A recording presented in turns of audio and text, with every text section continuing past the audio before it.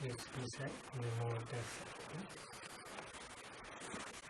Namo Tassa Bhagavato Arahato Samma Sambuddhassa. Namo Tassa Bhagavato Arahato Samma Sambuddhassa. Namo Tassa Bhagavato Arahato Samma Sambuddhassa. Today we will continue Mahasri Prana Sutta, 6 internal and external basis section.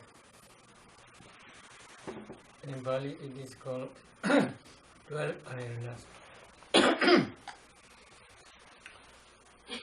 They translate ayarana as phases, 6 phases.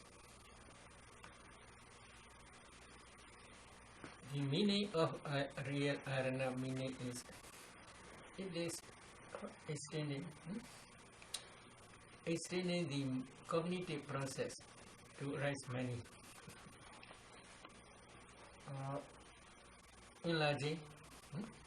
Enlarging the cognitive process to make more. How they enlarge? If you have eye, when you see color, then if you like this color, you will enlarge your cognitive process with smiling face. Oh, very good, very good, very good, very good. If you don't like, oh, I don't like. Many cognitive process will rise successfully because of I. Is it true? Mm-hmm. So they are enlarged. They enlarge.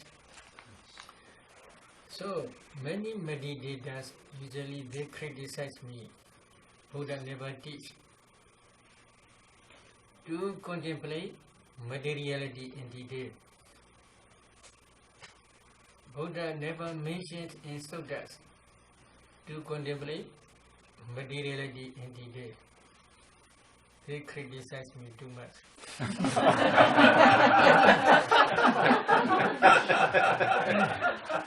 Today is one sutta. This is also Mahasri Prana Sutta.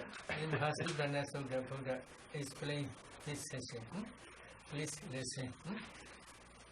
Chakhonja Bhajanadi, Rubeja Bhajanadi, Yinja Tadubian Badeja, Obejadi, Sayojana, Denja Bhajanadi.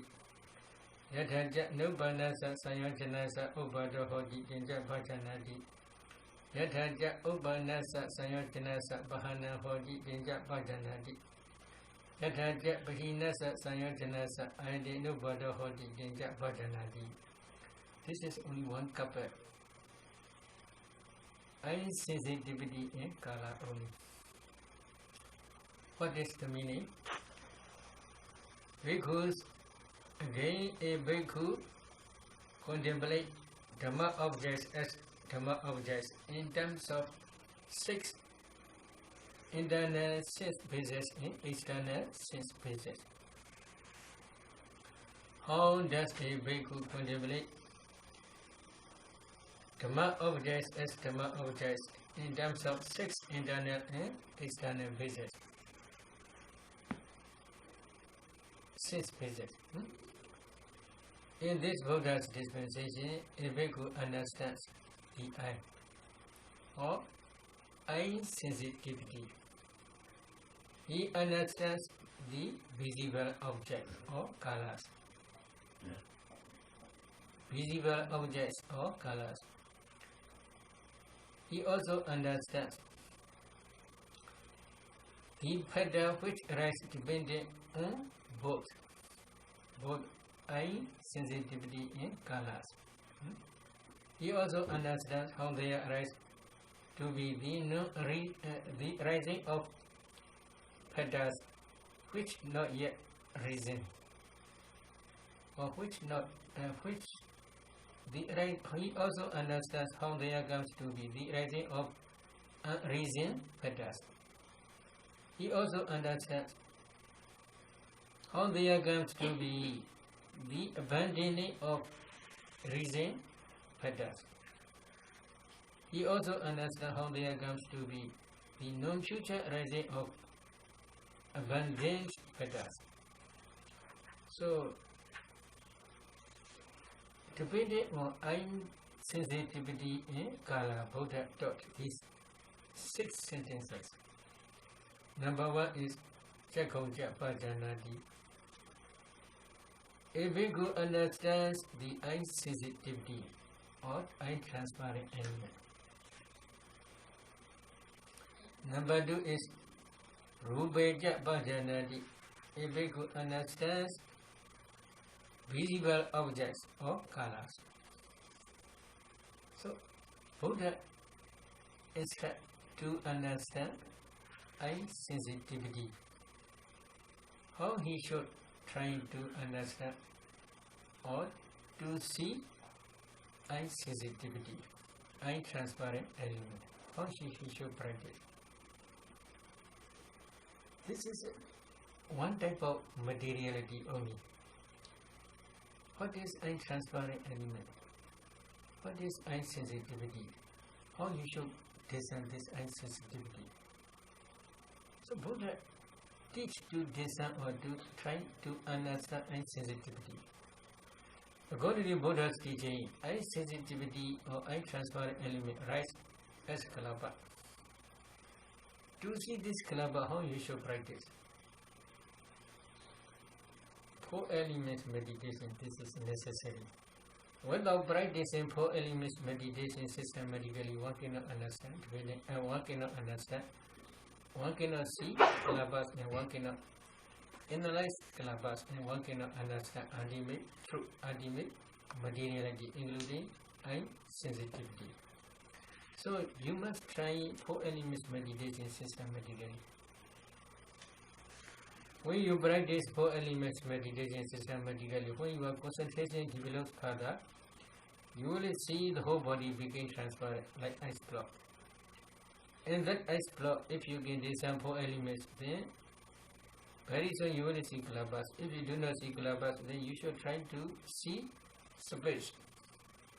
Then you will see kalapas. At that time, the whole body is a group of kalapas. You will understand the whole body is composed with small kalapas. They call these kalapas as particles. At that time, please pay attention to your eyeball. If you see your eyeball on, then it is at that time you should again pay attention 4 elements in your eyeball. Then very soon when your concentration develops further, you will not see eyeball, you will see only a group of kalapas, small particles only. At that time, in your eye there are 2 types of kalapas. Number 1 is transparent kalapas. Number 2 is opaque kalapas. 2 types. You should analyze one transparent kalapa. In that transparent kalapa, there are 10 types of materiality. Earth element, water element, fire element, wind element, color, odor, flavor, nutritive essence, light faculty, and eye sensitivity, or maybe transparent element. But in the eye, there are 2 types of transparent elements. Number 1 is eye transparent element.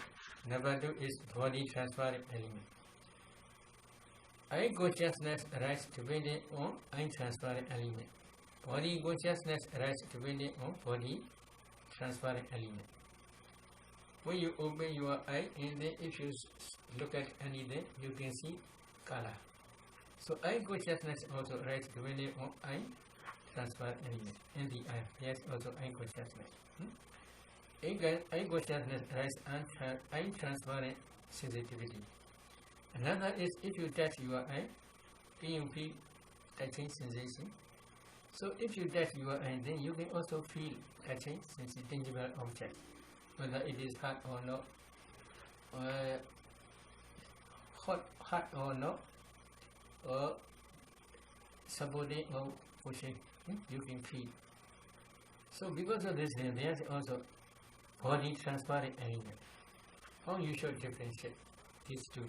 They are very small clubs, small particles. How you should differentiate? This is untransparent sensitivity.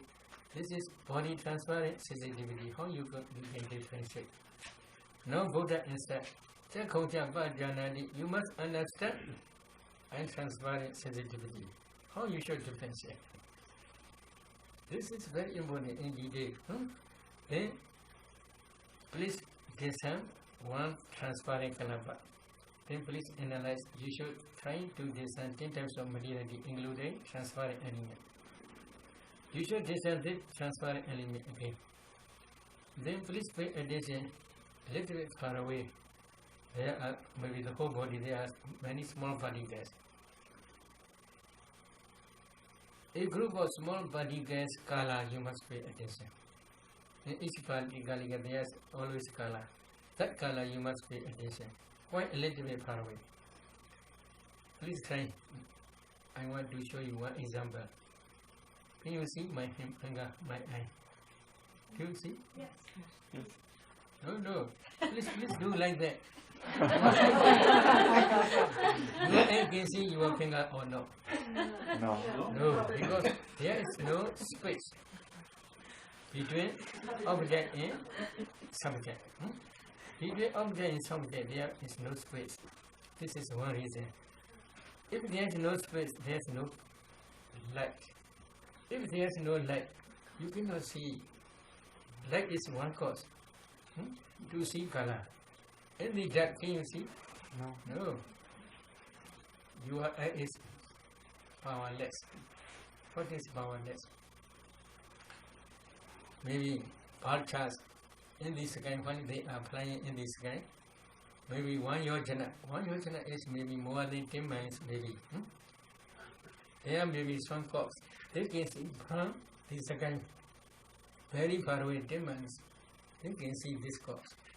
Can you see this cocks 10 miles far away? So your eye is not powerful. In the same way, cats. In the night, they can see mouse. They can catch. Can you see? In the dark. So your eye is no power. There is light, after that only you can see. So, if it is very close, eye consciousness cannot arise. Little bit far away, after that only eye consciousness arise. But one color is not the object of unconsciousness. Because in this sutta, also in different suttas, Buddha taught, Chakkhung cha pajanati, Rube cha pajanati. Chakkhung cha, according to Bali language, Chakkhung cha is singular form. Rube cha pajanati, Rube, this is plural form. When Buddha taught, in the base, only one. In the object, there are many. How? Why Buddha taught? Because a group of kalabas kala only can be the object of unconsciousness. No one kalaba. One kalaba can be seen by mind consciousness, according to your own idea, insight knowledge. That insight knowledge, mind cognitive process can understand one kalabas kala. So because of this reason, you should pay attention a group of small particles color. When this color impinges this untransparent element, then that transparent element, then we can say this transparent element is untransparent element or unsensitivity or unbase. Same. So after that only you will understand this is unbase. So to understand this unbase, how you should practice? You must practice 4 elements meditation. But for those who have already practiced jhanas, who already attained jhanas, in every sitting they should try to re-enter one jhana. One jhana means if they prefer 4th jhana is very good. Then every sitting they should try 4th jhana. Which 4th jhana? They can do according to their own desire. Some meditators like white Acinna, 4th jhana. Some meditators like light Acinna, 4th jhana. Some meditators like Anabana, 4th jhana. anything they can do every sitting. Based on this coming up from this jhana, then you should discern four elements systematically. Then, when your concentration develops further, you will see these kalabas. And then, again, please analyze these kalabas. Then, at that time, you will see eye sensitivity. Whether this is eye sensitivity or not, if you want to test, then you should try a group of small particles color. When this color impedes this transparent element, then it will be eye transparent element. But when this color do not impinge, these colors do not impinge this transparent element,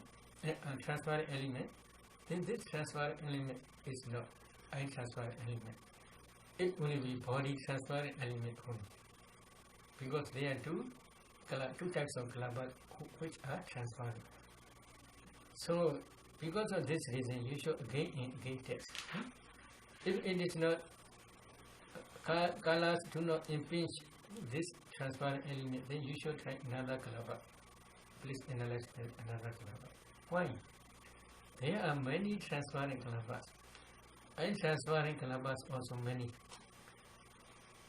Body transparent colors also many. Among these many, depending on which transparent element eye consciousness has, only one transparent element. Because of this reason, in the base, Buddha taught only singular form. But in the case of object, Buddha taught plural form, different types of colors. So because of this reason, one transparent element, one transparent eye sensitivity is enough as a base to produce eye consciousness as a base. So you should try to discern this eye transparent sensitivity. But after discerning eye transparent sensitivity, if you understand eye transparent element, then it is not yet enough. Pajanadi, Chakoja Bajanadi, he understands eye sensitivity. Here the meaning is, you must try to understand the characteristic, function, manifestation, and proximate cause of this untransparent element. It is salient characteristic, function, manifestation, and proximate cause. What is it? Is salient characteristic? Rupa Bhikkadaraha Buddha Basada Lakkhana Chakku. This is one meaning. What is the meaning? There is transparency of four elements which are ready for impingement of colors. This is one type of salient characteristic of untransparent element. So here you can see transparent element, of which transparent. Maybe you may say, you can see, oh, this is transparent. What is this? Oh, this is glass. Glass is transparent. There must be one object, one face, which is transparent. Oh, this is very transparent. What is transparent? Water is very transparent. Oh, there must be water, there must be glass. In the same way, here transparent. What is transparent? Of which transparent? Transparent is what? Transparency of four elements only. Within same kalapa, not different kalapa. Within same kalapa, transparency is four elements transparency only. But this four elements transparency is ready for the impingement of color. Okay? It is one type of salient characteristic of untransparent element and sensitivity. You should try to understand this salient characteristic or intrinsic characteristic. Then nana is function. What is the another characteristic there? Dhatu Gamma Danidana Gamma Samudhana Buddha Sada Lakkhana Chakku. What is the meaning? In previous life, you had accumulated one type of Hosantama based on craving. What is craving? Craving for seeing colors. What color? You may have different intention. This is divinity origination. You must try to understand divinity origination. Okay. Oh, you should try to discern past causes. Slowly, please discern ultimate mentality, materiality, slowly backward up to near that moment in previous life. There may be one type of object. In time of death, approximate cognitive process time. In time of death, there is one object is appear in your Vanga mind. There may be one type of object, maybe any object is possible for Hosantamas.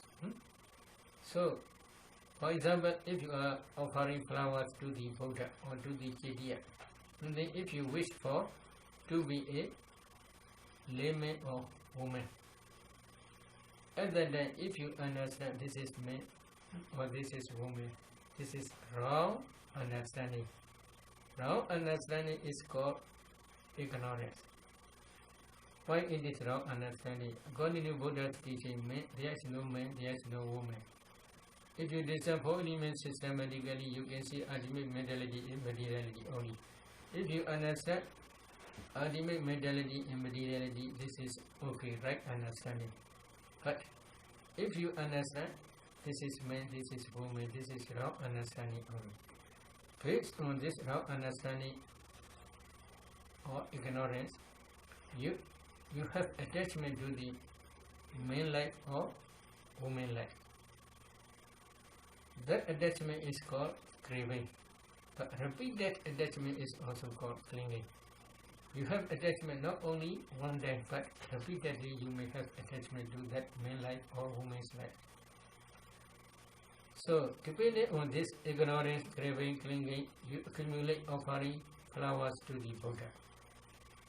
That Buddha image object also may appear, or flower object also may appear.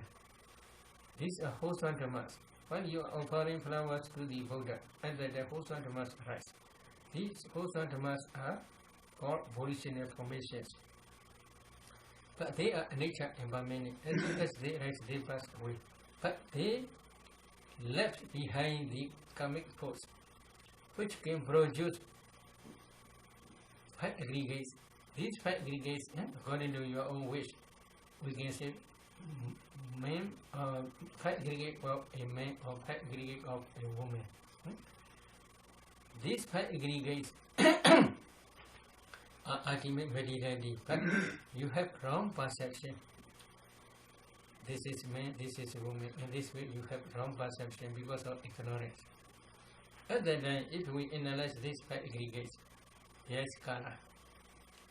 You may have attachment to that man's color also. If you analyze this man's body, there is also color. You may have attachment to that color. Or if you analyze woman's body, there is also color. You may have attachment to color. Why? Some people, they have sexual attachment to their body. So they want to be very beautiful. Is it true? Huh? They don't want to be ugly persons. Is it true? So if they become man or woman, they want to be beautiful. It's beautiful beauty, beautiness of color. Skin color must be beautiful, not black color. Is it true? Do you want black color? No. Very beautiful color you want. So because of this reason, that such type of attachment is still present. With such intention, you accumulate that Hosantamas. Because of these Hosantamas, these five aggregates appear. Among these five aggregates, there is also color. If you have attachment, five aggregates, or man life or woman life, we can say you also have attachment to the color also. So, because of the previous Hosantama, four elements arise in your eye.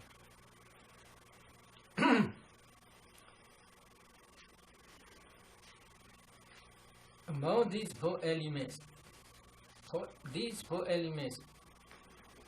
there is transparency of these four elements. These four elements appear here because of the wholesome karma. That wholesome karma based on craving or ignorance, craving, and clinging. Based on ignorance, craving, and clinging, this wholesome karma arises. Because of this wholesome karma, here arise four elements. Transparency of these four elements is called insensitivity, which is ready for the impingement of color. So, in this case, if you understand, oh, these four elements are produced by previous karma, which karma is based on craving. Based on craving, you accumulate that wholesome karma. Because of this wholesome karma, here, four elements arise. The transparency of these four elements is called insensitivity. If you understand in this way, we can say now you understand intrinsic nature of characteristic of intransparency or salient characteristic of intransparency. We can say at that time only. So, Chakkhongja Pajanadi. You should try to understand Chakku. This is only characteristic. What is its function? Rupesu Avichana Rasa. It brings this intransparency, brings your cognitive and cognitive process to the color object. Oh, please see, please see, please see. Oh, you have eye.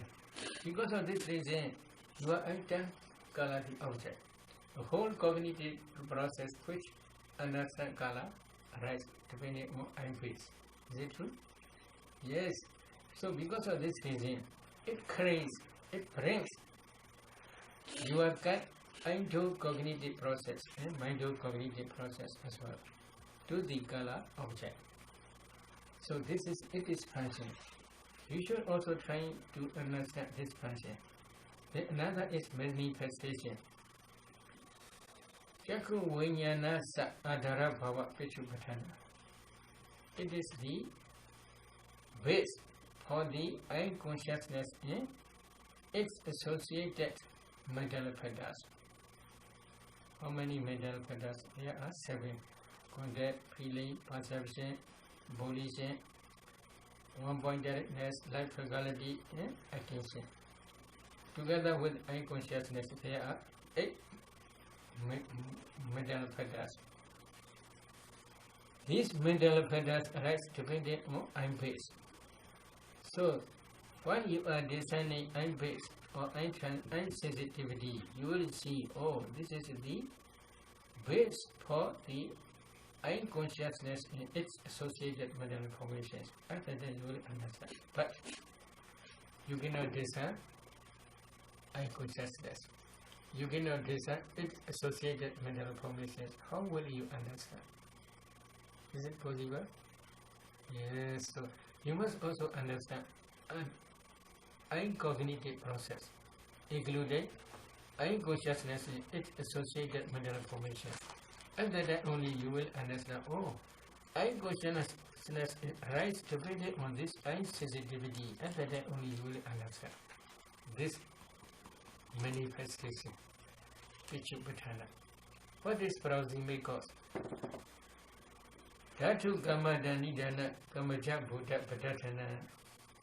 Say, why this intransparency appear? The proximate cause is 4 elements within Sankalapa. These 4 elements are proximate cause. But these 4 elements are produced by previous karma, which is based on craving for color. So to see color, you accumulate that wholesome karmas.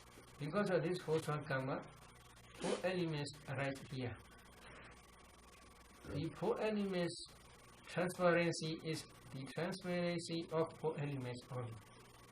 And transparency is the transparency of 4 elements only. If there is no four elements, then we cannot say there is transparent. We cannot say. If there is no glass, this is very transparent. How we can say? Because there is no glass. If there is no water, how we can say there is transparent? So there must be one type of phase. That phase is called four elements only. So in this way, you should try to understand I. Other than that, I sensitivity, Chakupasara. Other than that, only we can say you understand the I sensitivity. In the same way, in plural from Buddha taught, Rupe Chapa Janadi, you must try to understand Rupa colors or physical objects. If you practice four elements meditation, one day you will see kalabas. Every kalaba has color. This color you should try to understand, to see. But if you see color, then you should also try to discern again. It is salient characteristic, function, manifestation, and proximate cause. Okay. What is it is salient characteristic? Chakku pati hanana lakana ruban. Color is ready for impeachment of eye sensitivity. That it is characteristic. If you want to understand this characteristic, then please listen here. Eye sensitivity, eye transparent element. Number one, you must already understand eye transparent element or eye sensitivity. Secondly, you should pay attention a group of small particles color. When this color impedes eye transparent sensitivity, then other than you will understand, this color is ready for the impeachment of eye transparent sensitivity. Other than only you will understand the characteristic of colors. Then what is its function? Its function is Rupa Madda Ramana Rasa. Sorry. Chakku Vinyanasa Visya Bhava Rasa. It is only just the object of Chakku Vinyana in its associated mental formations only. If you want to understand this function, how you should practice? You must discern Ido, eye sensitivity, Mido, Punga. Then please pay attention a group of small particles. This color will impeach both those simultaneously. And then the endocognitive will arise. Among this endocognitive process, number second, mind movement is eye consciousness and associated mental formations. Other than you will understand, eye consciousness and associated mental formations arise depending on eye sensitivity. Other than only you will understand.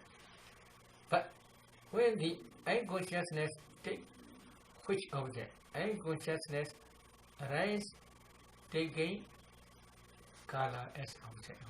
Other than only you will understand. This color is the object of eye consciousness. Other than only you will understand. Another is Taseva Gochara Pichupatana manifestation.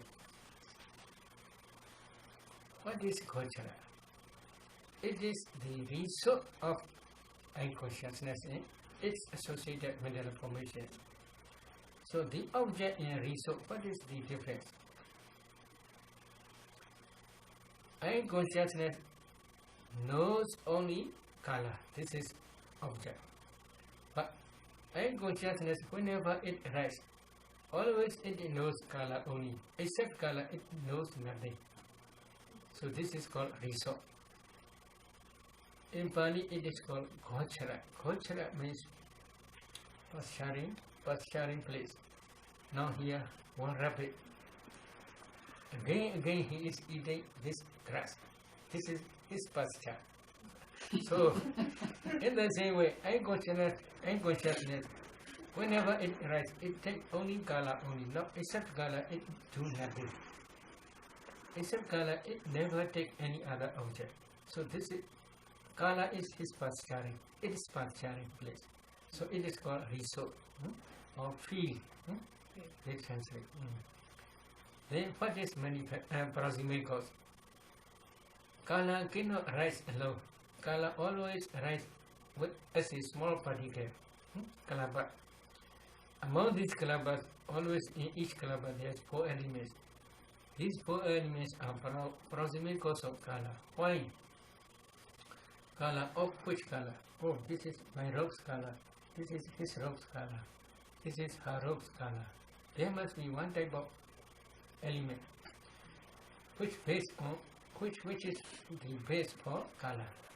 So there must be one type of article. In the same way, Kala of which Kala? Kala is nothing but 4 elements Kala only. So because of this reason, if you see Kala, then what is Kala? Kala is only 4 elements Kala only. But there are many 4 elements, many Kalaba, within same Kalaba only. So at that only you will understand the proximate cause of Kala. Such type of understanding, referring such type of understanding, Buddha says, Chakongja Bajanadi, Rubeja Bajanadi. You should try to understand Chaku, eye sensitivity. You should try to understand Kala's visible objects. In the same way, ear sensitivity in sound, nose sensitivity in smell, tongue sensitivity in taste, body sensitivity in tangible objects, mind in Dhamma objects. In the same way, Buddha taught. So in this case, eye transparent sensitivity, ear transparent sensitivity, nose transparent sensitivity, tongue transparent sensitivity, body transparent sensitivity, for mind of heart base. Then these are rupa or no? They are materialities. Buddha instead you must try to understand these materialities. They always arise as kalabas. You must try to see these kalabas. You must analyze. After that only you will understand ultimate truth. This is rupa, kala, sound, smell, taste, tangible objects, and Dhamma objects. These also usually kala, sound, smell, taste, tangible objects, they arise as kalabas only. You should try to see these kalabas. After that only you will understand these kala, sound, smell, and taste, tangible objects. But Dhamma objects, there are 2. One is materiality, the remaining materialities. The remaining means eye sensitivity, ear sensitivity, nose sensitivity, tongue sensitivity, body sensitivity. These are 5. Then color, sound, smell, taste, tangible object. These are 7. Altogether 12. Why they became 12? Tangible object is there 3. Pathavi, Tejo, Vayo 3. So altogether there are 12. Except these 12, the remaining 16 materialities are called Dhamma object. Another is 52 mental fetters. They are also called Dhamma object. For insight knowledge, 81 types of consciousness are called Manayana, mind phase.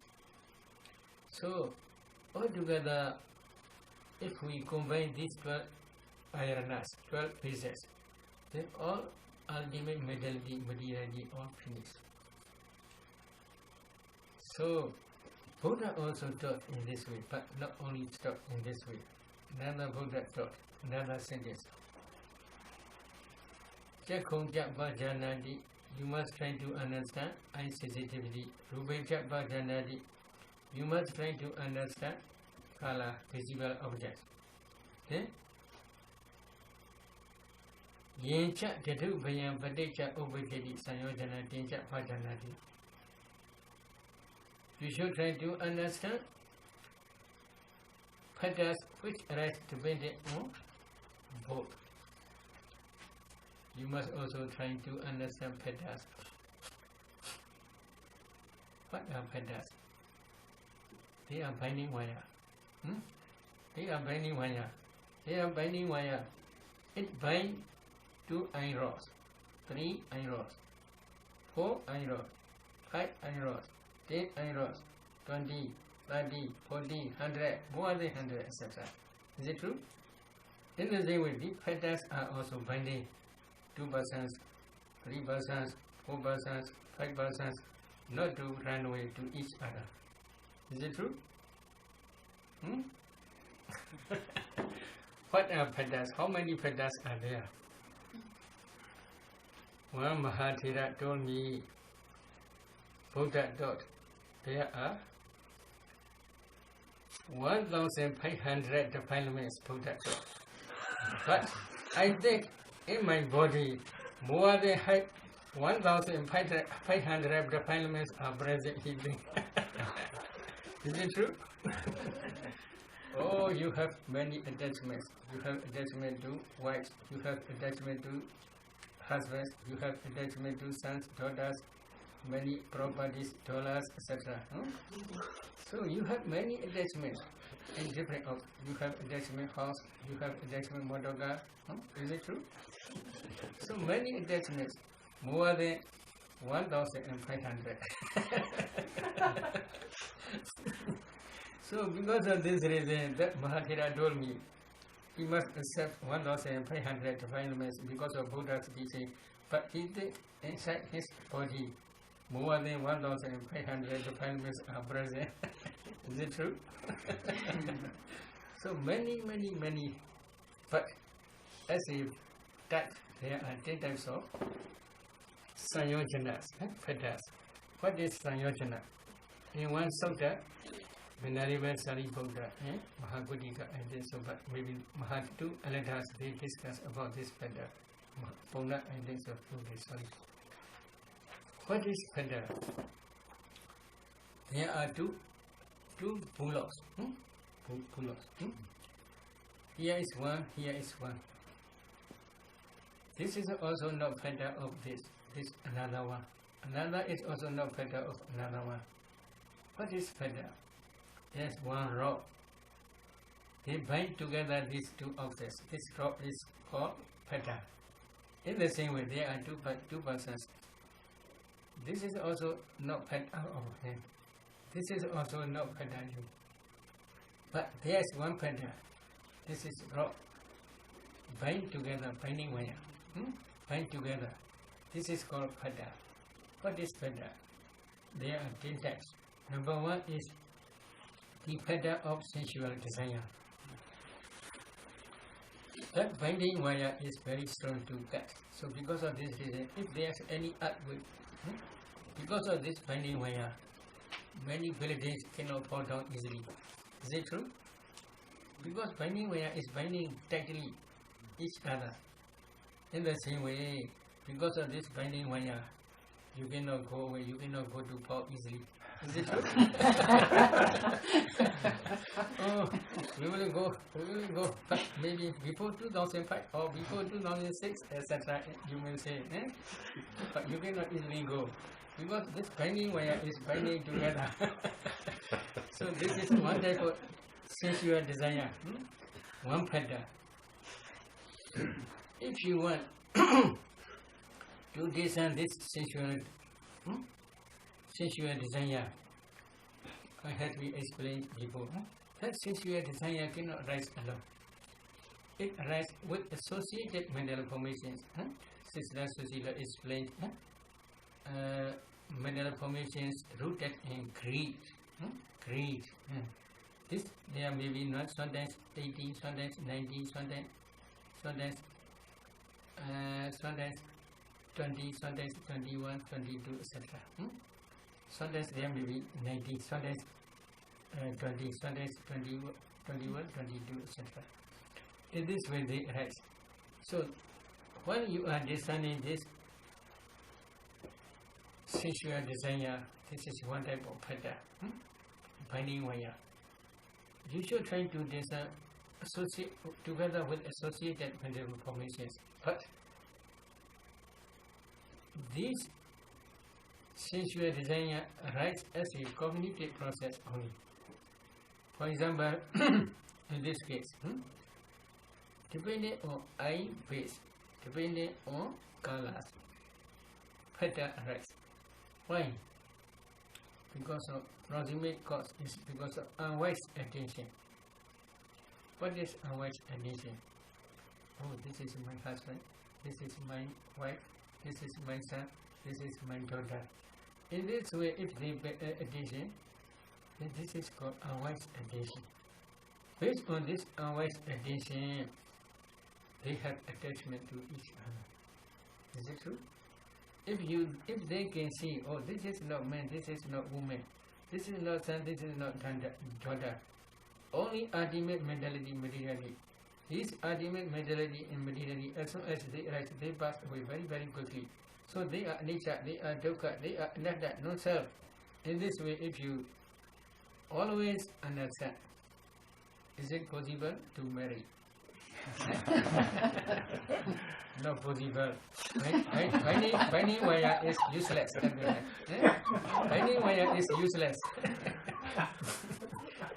Because you always see there is no man, there is no woman.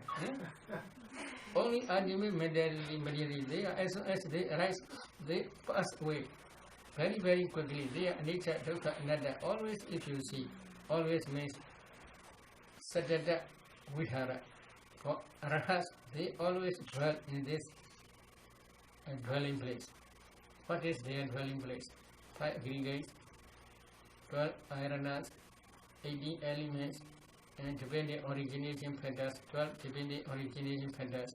They always contemplate them as nature, dukkha, anatta. This is their permanent dwelling place. Because of this reason, no arhat never married. So, but if you see this is man, this is woman, this is problem, binding wire will arise. Because of this binding wire, you cannot go quickly anywhere. Is it true? Yeah, this is sensual desire. So, another factor is wrong view. But in this case, Buddha taught not taking different conventional truths. Conventional truth means according to conventional truth, there's man, there's woman, it is true. But according to ultimate sense, there's no man, there's no woman. There are only ultimate mentality and materiality. Two types of truth, conventional truth and ultimate truth. But in this sutta, Mahasrivana Sutta, Buddha especially refer ultimate truth only. So if you want to discern this sensual desire, taking ultimate truth as object, how you should discern? First, you should try to discern I sensitivity. Secondly, you should discern mind. When both those impinge, you should pay attention color as object. A group of small particles color. When the color impinge both those, then cognitive process and mind-cognitive process will arise. In those cognitive process, mind-advancing consciousness and phyto-advancing consciousness and decision consciousness may decide. May decide means really they cannot decide because this is very weak. As if they are deciding, this color is beautiful, for example. But real decision is after that cognitive process. There will be rise bhoga. After bhoga, there may be mind-cognitive process. Then another bhoga, then mind-o, then another bhoga, then mind-o. In this way, successfully, many mind-cognitive process may be may arise. Among these mind-cognitive process, fourth or fifth mind-cognitive process, there is mind-advancing consciousness. That mind-advancing consciousness decision is very strong. Because of this reason, really they understand at that time how they will understand. Oh, this is my son, this is my daughter, this is my husband, this is my wife, this is my dollar, US dollar, etc. In this way, they will understand. At that time only, strong, powerful attachment or greed or sensual desire, sensual enjoyment will arise. This is very strong. So depending on I, do, and color, this sensual desire arises. If this sensual desire arises, you should also try to understand there arises sensual desire in me. Okay? Such type of understanding Buddha especially prefer. Then another factor is wrong view.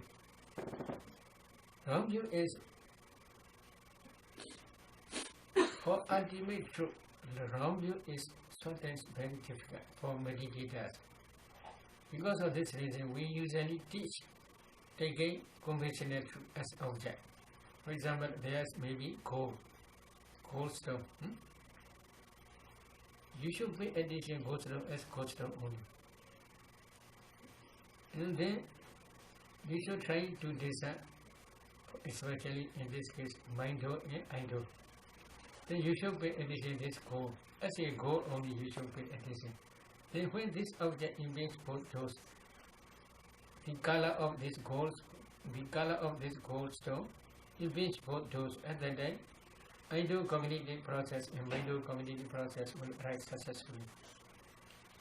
At that time, you may pay attention. This is my goal. This goal, yesterday also my goal. Today also my goal. Tomorrow also my goal. Okay? Yesterday also my husband. Today also my husband. Tomorrow also my husband. Is it true? No, this is not your husband. If we say, they will not accept. Is it true? So this is, they are really nature. Although they are really nature, they do not see ultimate truth. Because of this reason, they think, yesterday also my goal, today also my goal, tomorrow also my goal.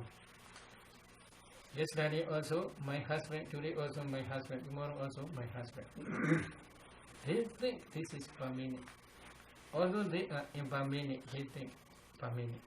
This is also one type of wrong view. But in this case, sometimes some meditators, they must try to discern ultimate truth, ultimate reality. In this case, Buddha is referring. So at that time, they should pay attention, color. Oh, this color is the other's color. This color is very beautiful. In this way, if they decide, this is really impure, not beautiful. Although it is impure, not beautiful, they decide this is very beautiful. Okay? So because of this reason, wrong view arises. That wrong view always associated with associated mental formations rooted in greed, attachment. Okay. And then you should try to discern this wrong view. In the same way, the pattern of rites and rituals. This is only outside the Buddha's dispensation. Some may think, if we practice as a cow, we will escape from Rono River. If we practice as a dog, we will escape from the Rono River. In this way, they think. So such type of view is also called the pattern of rites and rituals. This is also right depending on both those. Depending on both places, Aido and Iado. If you want to discern this, then you should try to discern color. Both do here, Aido and Maido, then you should pay attention this color. Then, if we do in this practice, such like a dog or like a cow, then we will see such type of beautiful color in the future. In this way, if they grasp this wrong view, then at the end also this cognitive process can arise. But for Buddhists, it is not easy to arise such type of wrong view. Then number 4 factor is the factors of desire to go on existing. Bhavaraga Sanyojana. Bhavaraga Sanyojana means for some meditators, they always expecting for future life, future existence, one of future existence. So if they have strong attachment to for future existence, then this is also called Bhavaraga Sanyojana, one type of pattern. This is also one type of finding Vaya. If they have strong desire for future existence, they cannot escape from round or rebirth. Because if they have strong attachment for future existence, they will accumulate wholesome tamas or sometimes unwholesome tamas. Because of this wholesome karma or unwholesome karma, they must accept one existence after death. Then again, if they accumulate wholesome and unwholesome tamas for another future existence, then there will be also another future existence. So in this way, as long as they expect future existence, they cannot escape from round or rebirth. So if you want to discern this expectation also, then you should try to discern both those. And then you should make addition kala. When kala invades both those, then you should try in future life, maybe I will gain such and such kala. In this way, if you make addition, then the factor of desire to go on existing will be arise for future existence. So you should try to discern these ultimate mentalities rooted in greed, protect. There may be sometimes protect, sometimes maybe not protect. So there may be altogether eaters of materiality. Sometimes these factors are associated with happy feeling, somanasa. Sometimes they may be associated with neutral feeling, upaka. So there are different types, altogether 8 types. These 8 types of consciousness rooted in greed also you must discern, taking kala as object. In the same way, there may be the factor of conceit, mana. How the taking kala as object, conceit can arise. Taking different maybe objects according to conventional truth, there may be conceit it is true. There may arise conceit as true. Oh, my husband is better than her husband. They may compare. My husband has many good qualities. Her husband is very dull person. They may contain others. They may have proud. Is it true?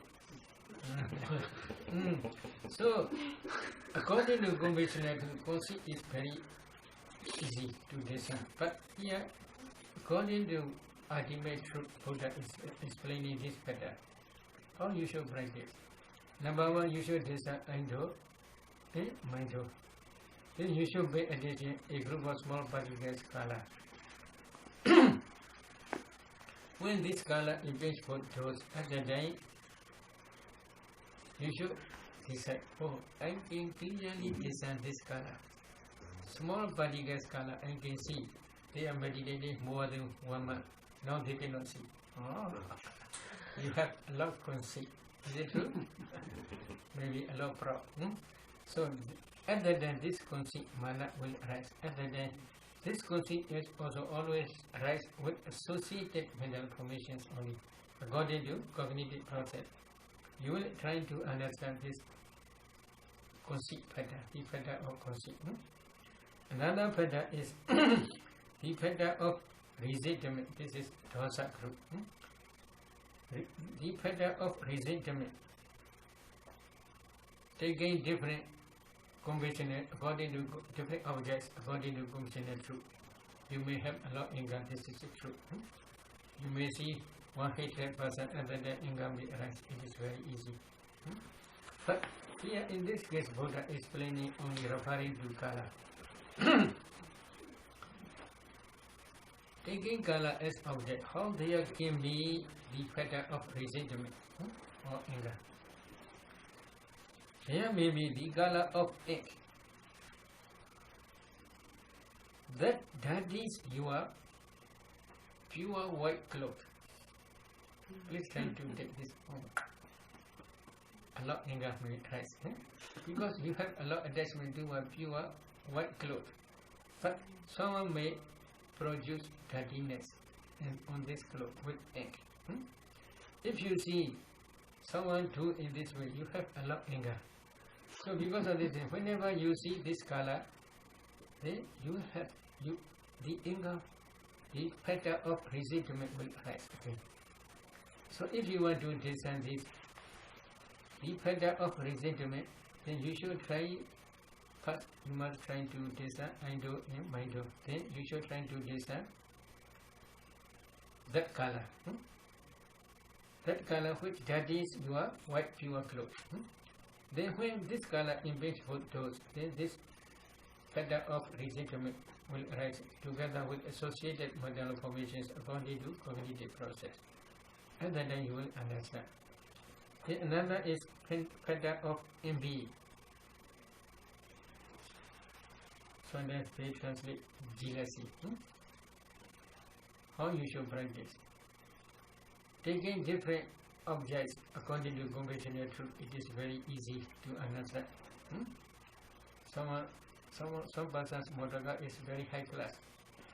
Your motoga is very low class. If you see someone's high class motoga, you don't want to see. Oh,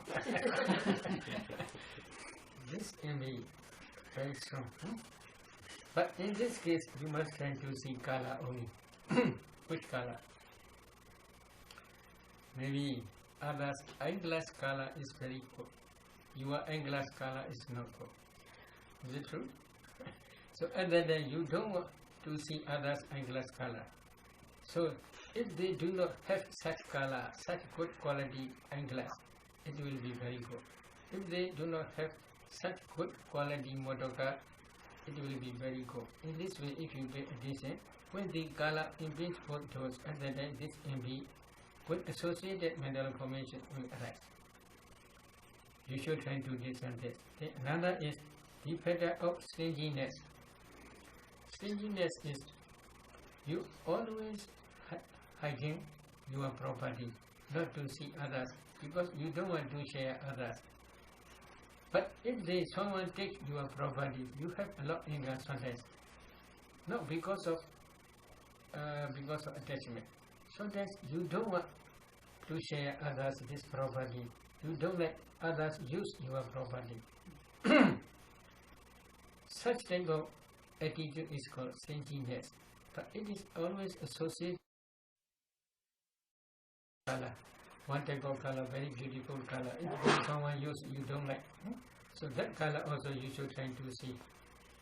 Indo and Mindo, you should listen and then please listen this color. When this color invades both those, you should pay attention. Oh, they use such and such quality, good quality color. Color will be spoiled in this way if you pay attention. This stinginess will arise. This resentment, envy, stinginess, they are rooted in dosa group. Another is the pattern of doubt. Maybe in this case, doubt is very easy for ordinary persons. But now, when meditating, taking color as object, doubt is very rare. But we teach how to discern. Please discern Indo, Mindo together. Then please discern color. A group of small body gets color, and then you should pay attention. Oh, this color is, whether this color is the color of Ada or not. In this way, if you pay attention, then when this color invades both those, then the pattern of doubt will arise. Whether it is Ada's color or not, only this. Another is the pattern of ignorance. Ignorance is always associated with greed, hatred, and doubt, etc. All they are present. When you discern greed or sensual desire, then ignorance is also always present. It is very easy. So all together they are 10 patterns. Why Buddha teach to discern these 10 patterns? Sometimes they have strong attachment, these patterns also. Because of preceding sensual desire, succeeding sensual desire increase. If you want to eat chicken, for example, if you have good taste, then next time also you have desire to eat chicken. Is it true? So because of previous attachment or sensual desire, this succeeding sensual desire also arises. If the sensual desires again they arise, then they will increase day by day. When they become very strong, it is not easy to cut this pedal. It is not easy because of this reason. It is also not easy to go to power very quickly. Because this desire is very strong day by day. So, because of this reason, Buddha also helped the individual to contemplate these unwholesome dhammas, 10 petals. 10 petals and their associated mental formations which arise according to cognitive process. These mental formations also you must contemplate as nature, dukkha, anatta. They are also impermanent in this way. Another sentence. Another sentence is Yatha cha Obbanasa Sayojanasa Pahana Hoti Tincha Pachanadi. He also understands how there comes to be the abandoning of these petals. Abandoning of reason petals. You should try to understand how you can abandon these petals. You must contemplate them as nature, dukkha, anatta, etc. While you are practicing in this way, one day, when you, at the end of your insight knowledge, but improving knowledge may arise when your insight knowledge becomes mature. If path improving knowledges arise systematically, then this path improving knowledges will destroy the 10 types of petals stage by stage. And then you will understand, oh, they already had been abandoned, you will understand. But another sentence is Yathaja Pahinasa Sayojanasa Ayadi Nubhado Hoti Tinja Bhajanati. He also understands how there comes to be the non-future rising of abundant petals. He had already destroyed these petals. They will not arise in future. Never they will arise in future. You should also understand how there comes to be the non-future rising of abundant petals. When you reach up to Arhampat knowledge stage, other than this Arhampat knowledge will destroy all remaining petals completely without remainder. Other than they will never arise in future. So you should also understand how the non-future rising of abundant desire arise. You should try to understand. Other than you will completely understand these 5 sentences. I will relate again. A bhikkhu understand. He understand eye sensitivity. He understand colors. He understand the petals which rise dependent on both. He also understands how there comes to be the rising of unreason petals because of ironies of manasikara, unwise intention. He also understands how there comes to be the abandoning of reason petals. He also understands how there comes to be the non-future rising of abundant petals. So altogether 5 sentences. Depending on eye sensitivity in color, Buddha taught these 6 sentences. In the same way, depending on ear base in sound, nose sensitivity in smell, tongue sensitivity in taste, body sensitivity in tangible object, mind in Dhamma objects. These 6 pairs Buddha taught in the same way. So this is Ayana section, Ayana Papa. But Buddha continue his Dhamma talk. Iti ijadawa gaya gaya nubasi viharadi bhai. Iti ijadawa dhamesu dhamma nubasi viharadi. Bhai dawa dhamesu dhamma nubasi viharadi. Ijada bhai dawa dhamesu dhamma nubasi viharadi. While you are contemplating Dhamma objects in this way, you should also contemplate internally You should also contemplate internally and externally both. Then Samudaya Dhammanubhasivaka Samavutharadi is example that other than you must try to discern dependent origination. Past causes produce present effect aggregates. Present causes will produce future aggregates. Because of the arising of five causes, five aggregates arise. Because of the complete cessation of five causes, because of the complete cessation of causes, five aggregates cease completely without remainder. Cause also a nature. In fact, also five aggregates also a nature. In this way, you must try. Slowly, when you are inside knowledge, begin mature and mature. If you attain rampant approach in knowledge, other than all defilements will disappear completely. In this way, you must try to contemplate by way of in terms of 12 Arana methods. This is Arana session. So, any question, please? Okay.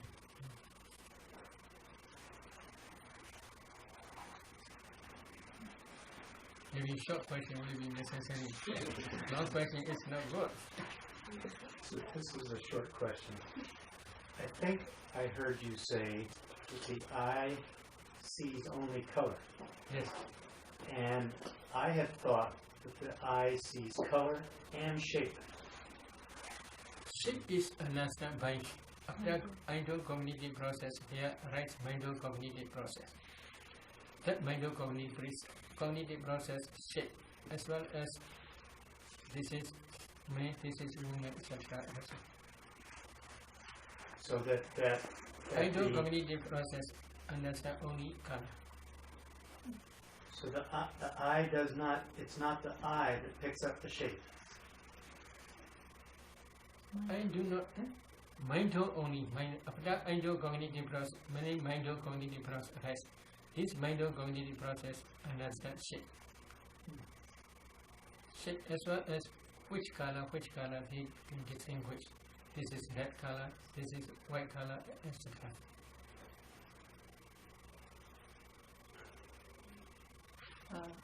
Sayadaw, how to practice yoniso manasikara when you're not discerning kalapas? How if you want It is to? not easy. But although it is not easy, but by imagination or by learning knowledge, you can contemplate them. Oh, Sabbe Sankara Nicha, all are impermanent. In this way, if you contemplate also merely one type of yoniso manasikara, but this yoniso manasikara is based on learning knowledge, not based on direct knowledge. All are nature, all are dukkha, all are ananda. In this way, you should contemplate. All are asubha, also gata.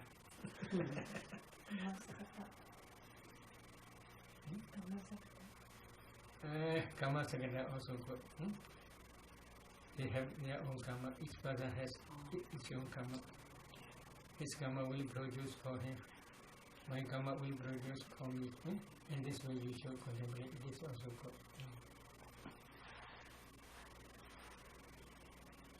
Sayadaw, in the sutta, the Buddha recommends that we contemplate the arising of the samyojana as they are, and this is what I didn't understand. When you say arising, do you mean the manifestation of existing fetters, samyojana, or the creation of new samyojana? In other words, is it the arising? You know what I'm saying? It's the same. Maybe the next one sentence, please memorize. A bhikkhu understands how there comes to be the rising of reason fetters. They are not yet rising, but suddenly it rises. You should try to understand this. But how you should practice, and that only now you should try to discern Indo, Mindo. Then please try to discern color. When color in which both those, you should be attention. This is very beautiful. In this way, the fetter of sexual desire, etc. will arise. At that time you will understand how there comes to be the rising of unreason padas. You face to face, you will understand at that time only. But yesterday that sensual desire arises. Today you contemplate. It's not easy to understand. So quickly you must try to discern. The sense bases themselves are karma-produced materiality, and so the existence of the sense base is itself a manifestation of the samyojana. Correct? No. Then I'm not This is understanding. the proximate cause for samyojana only. Only the part. Chakongja, Padija, Rubeja, Ubejadi, Chakawinyana, Dina, Segiri, parts of Hasabicha, Wina Bicha, in this way Buddha taught. In this Sota Buddha, Chakongja Bajanadi, Rubeja Bajanadi, Yinja, the Rubia Brecha, Ubejadi, Sayodana, Dincha Bajanadi, in this way Buddha taught. So depending on both idol in Kala, since the pedal of sensual desire, etc. Right, you should try to understand this sensual pedal also in this way Buddha teach.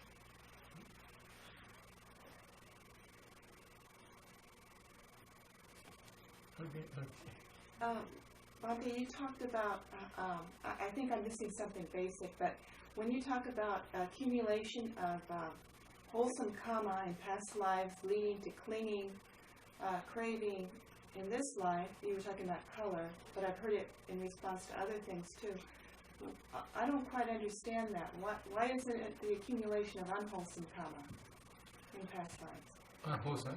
Yeah, I don't understand why it's wholesome karma, due to the accumulation of wholesome karma. For Buddha, according to Buddha's teaching, in our human life, in each person there are 5 aggregates.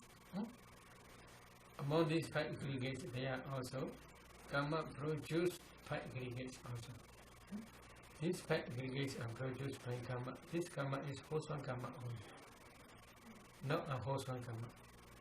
But this wholesome karma, while they are accumulating this wholesome karma, they based on ignorance, craving, and clinging, they accumulate this wholesome karma. How? In future existence, they want to become man or they want to become woman. They have strong desire to become woman. They have strong desire to become man.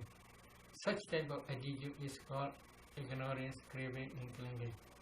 With such attention, they accumulate wholesome karmas, such as offerings, observing observing morality, and they accumulate samatha and vipassana wholesome karmas.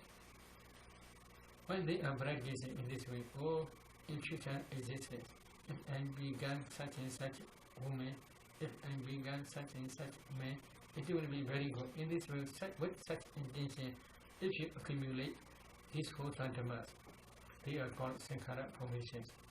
But they are nature impermanent as soon as they pass away. But they left behind the karmic force. That karmic force follow your mentality, materiality process. That's a latent tendency. This karmic force, whenever it gets any opportunity or when it becomes mature, it produces these 5 things.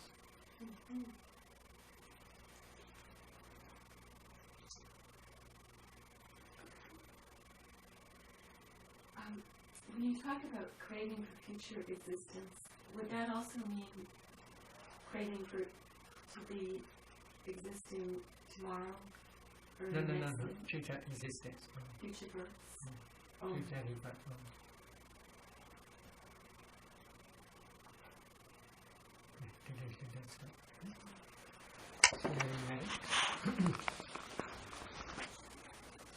Idame punya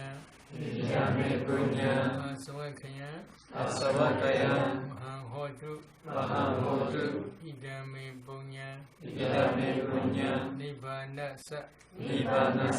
pacayo hotu idame punya sabba sadana bhajima Pajema Te Sabe Te Sabe Mesama Mesama Punya Baga Punya Baga Labandu Labantu Sadhu Sadhu Sadhu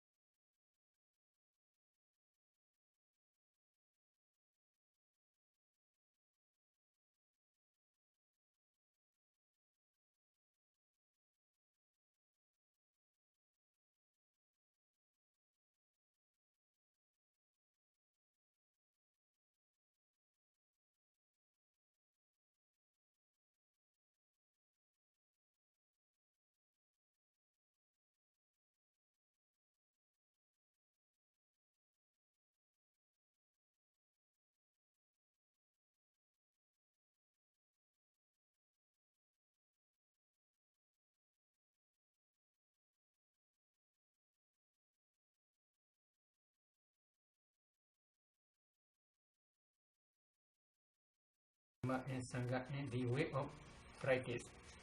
No much problem, but they have no confidence to themselves. It is impossible or not to attain jhana. They have suspect to their quality. So it is not necessary. If they can practice according to the seven enlightenment pattern, it is very easy. The another is mindfulness. It is always necessary. Another is effort. Effort and concentration must be balanced at that time. The enlightenment pattern of effort and the enlightenment pattern of concentration both must be balanced. When concentration is very strong, the enlightenment pattern of energy or effort is less. At that time, slowly laziness will visit to your mind, or you will be fall down into boredom, because effort is not necessary. Effort is very less, very weak. But when your effort is very strong, then concentration is very weak. At that time, because of effort, excessive effort, the restless mind will arise. So you should try to make sure to make balance the effort and concentration. Another is Saddha, confidence and wisdom faculty. In this case, wisdom faculty is penetrating the Anapana Pribhaga Nimitta counterpart side. Confidence is you should have enough confidence, the way of practice. Or is it possible while watching the breath, how you can attain jhana? It is impossible. In this way, if you accept, confidence is very less. Your confidence Saddha is very weak. When confidence is very weak, then you cannot develop further your concentration. Your concentration cannot develop further. So at the time, confidence and wisdom faculty also must be balanced. Energy or viriya and concentration also must be balanced. But sati is always necessary. So if sati go away, you do not remember your meditation object, then the remaining 6 enlightenment patterns will be go away together with your sati. So these 7 enlightenment patterns are necessary when you are practicing Anapana. In the same way, when you are practicing 4 elements meditation, you must always remember these 4 elements object. This is very important. When you always remember your 4 elements object, then enlightenment pattern of investigation of Dhamma will work its function. What is its function? To penetrate 4 elements characteristics clearly. Because you are always remembering this characteristic. When you remember these characteristics, your wisdom faculty will penetrate these faculties again and again. If you remember again and again, wisdom faculty also penetrate again and again these 4 elements characteristics. When mindfulness and wisdom faculty are working together at that time, strong effort energy is necessary. You should try to concentrate on these 4 elements object only, not any other object. To concentrate on the 4 elements objects, your effort must be support your mind, not to run away from these 4 elements object. This is a strong, powerful supporting cause. And then if you lazy, yes, no improve. I'm trying 4 elements meditation for a long time. Yes, no improve, then you relax. Then if effort is very weak, then concentration cannot develop. In the same way, mindfulness also will be weak. Wisdom faculty also will become weak. So these 7 are very important.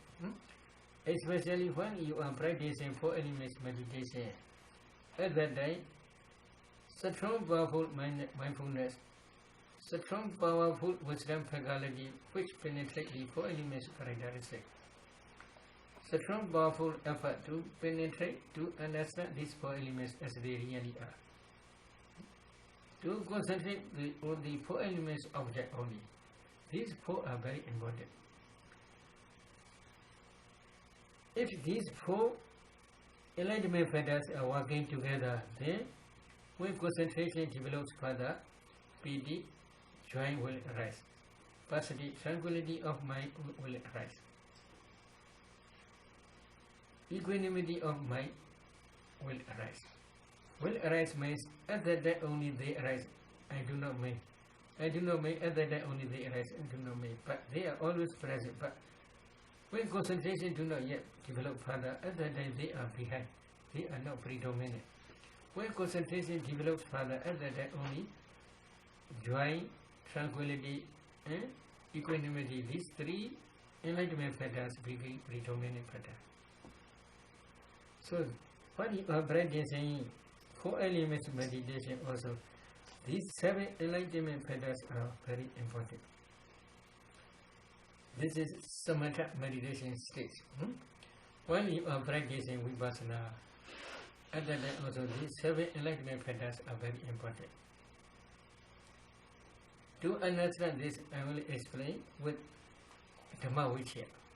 What is Dhamma Vichya? While you are practicing samatha or vipassana,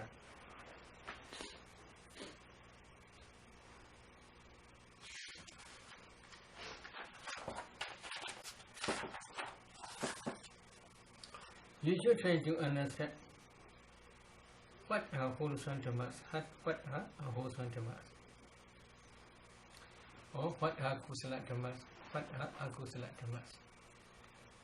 If you do not understand, you cannot develop wholesome dhammas and you cannot avoid unwholesome dhammas because you do not understand. So as a Buddhist, what is wholesome, what is unwholesome, what is kusala, what is akusala? To understand this very important. If you do not understand, sometimes something is maybe wholesome dhamma, but if you do not know this is wholesome dhamma, then you do not interest to do. Sometimes, if you do not know this is unwholesome dhamma, you may be always associated with unwholesome dhamma because you do not know this is unwholesome dhamma. So, as a Buddhist, to understand this is wholesome dhamma, this is unwholesome dhamma, this is very important. How you should try? First, you must try to understand by learning knowledge under the guidance of skillful teacher. This is wholesome dhamma, this is unwholesome dhamma, etc. Now, Sister Sudila, yeah, with projector she explain what are unwholesome dhamma, what are wholesome dhammas. This is very important.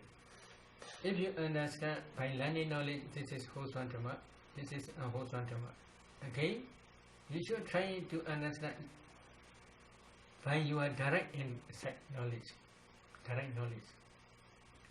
How you should try, I will explain later. Then another is blameless, blamable dhammas. What are blameless dhammas? What are blamable dhammas? They are also saying they are akusala dhammas, unwholesome dhammas are blamable dhammas. Wholesome dhammas are blameless dhammas. They are also saying. Another is dhammas that should be cultivated and the dhammas that should not be cultivated. Which dhammas you should be associated, which dhammas you should not be associated. You should try to understand. So unwholesome dhammas are you should not associate that with unwholesome dhammas. You should not cultivate unwholesome dhammas. You should cultivate wholesome dhammas only. So you should try to understand what is wholesome dhamma, what is unwholesome dhamma. Then another pair is superior and inferior dhammas. What are superior dhammas? What are inferior dhammas? Wholesome dhammas are superior dhammas, unwholesome dhammas are inferior dhammas. Another way is pure and evil dhammas. Wholesome dhammas are pure, pure dhammas. Unwholesome dhammas are evil dhammas. You should also try to understand. So how you should try to understand? In Nivarana session, I had me explain how to discern 5 hindrances. In the same way, for example, depending on eye base and mind base, mind too. If there are any object, taking any color object, any unwholesome dhammas arise, we should try to discern in this way only. Last night also I had to explain. First you should try to discern I do. Then secondly you should discern my do. You should try to see beautiful colors such as gold color, flower color, etc. When these colors impinge both doors, we should decide, oh, they are very beautiful. If you pay attention in this way, unwholesome dhammas will arise in your impulsion, jhana, mind movement. And then you can discern this unwholesome dhammas. In the same way, please discern I do and my do. There may be one person you hate.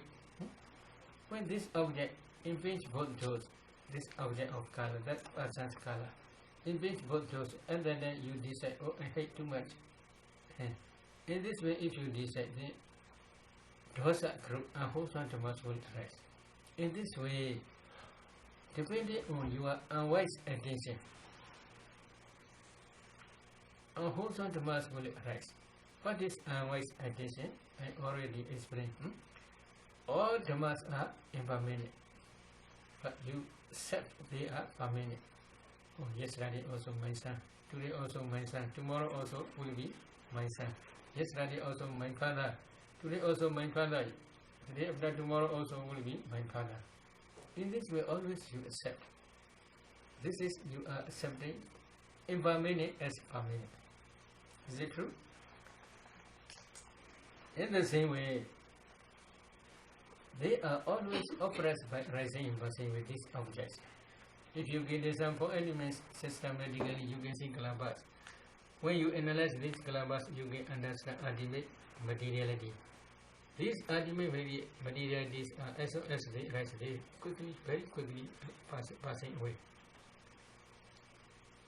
There is no time to tell this is father, this is mother, this is I, this is he, this is she, in this way. They are very, very quickly rising and passing away. But you think this is father, this is mother, etc. Then this is, you are taking impermanent as permanent. In the same way, they are always oppressed by rising and passing away. So they are suffering dukkha. But you may accept this is dukkha, and this is sukha. Why? If you see your sons and daughters, oh, very happy. If you do not see, unhappy. So you are accepting dukkha as sukha. Then another as other. Non-self as self. This is me, this is he, this is she, this is son, this is daughter, etc. In this way you accept. Behind that perception there may be some type of other. Some type of other, especially outside Buddha's dispensation, many people they accept soul or self. But in Buddha's teaching there is no soul or no self. Who control our mind or who control our body? So you should another, these dhammas are another, but you accept as other. This is unwise addition. These dhammas are impure, but you accept pure. This is also unwise addition. Depending on this unwise addition, unwholesome dhammas are always visiting to your mind. But if you can change their nature, impermanent, they are dukkha, suffering, they are ananda, non-self, they are impure, asukha.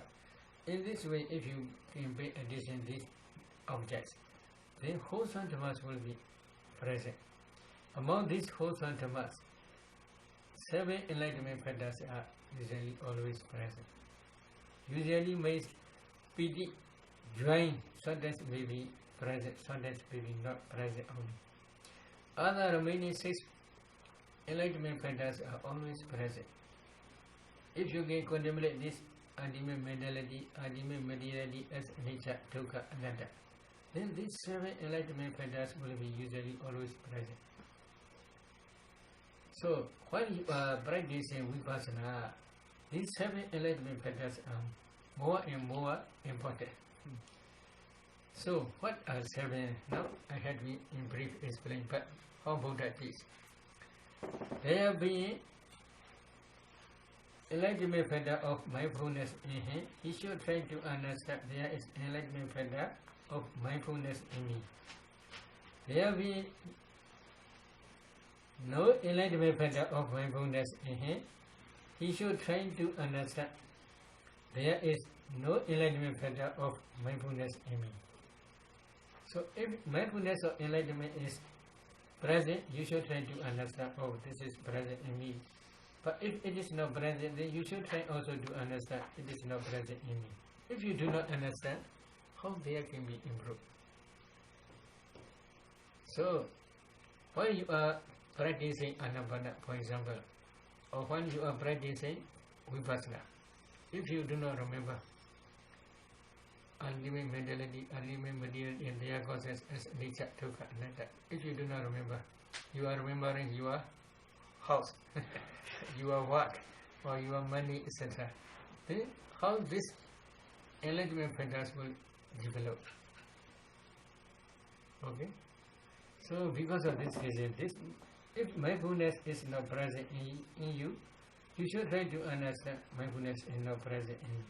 Because you do not remember always this ultimate mentality, ultimate material, their causes as nature, dukkha, anatta. Then again, yathacha anupanasa sati sambhojangasa upada hodi deshapajanati. He also understands how there comes to be the rising of unreason, enlightenment factor of mindfulness. When you contemplate these formations as nature, dukkha, anatta again, you are always remembering this impermanent suffering in non-self nature of these formations. At that time you can understand, oh, there comes to be in me the rising of unreason, enlightenment factor of mindfulness. Because at that time mindfulness, enlightenment factor of mindfulness always present in you. Because you are always contemplating. At that time, the remaining 7 enlightenment factors also will be present in you. Why?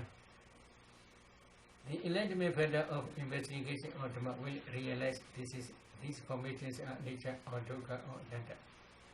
At that time, to understand this nature, dukkha, anatta nature of these formations, strong, powerful supporting cause energy is necessary. Energy is supporting not to go away from this object. Then at that time, strong, powerful concentration will also will be concomitant. How? When you are contemplating these formations as nature or dukkha or anatta, at that time, your concentration will be concentrate on that nature, dukkha, anatta nature. Your concentration will not fall away. Because strong, powerful energy is supporting to your concentration, not to fall away from this object. When you are concentrating on that, this is called jhana, vipassana concentration. They translate this concentration, momentary concentration. Why momentary? The object formations are rising and passing away. You are following these objects again. Because object is not stable, momentary. The subject concentration also cannot be stable, momentary only. Do you understand?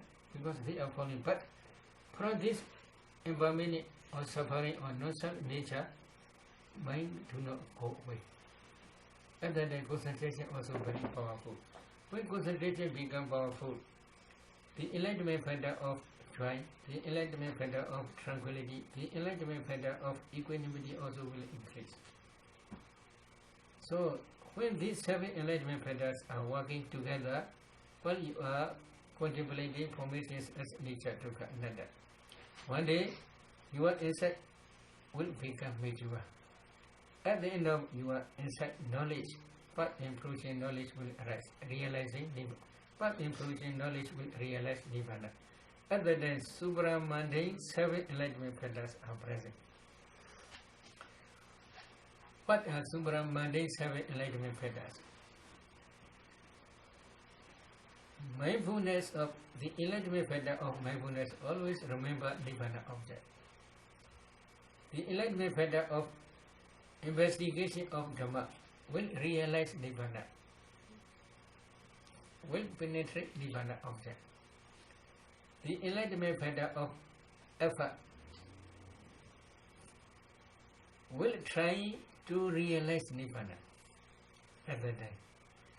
Then the enlightenment factor of piti rapture will arise, because when he realizes that nirvana, strong powerful joy will arise in him.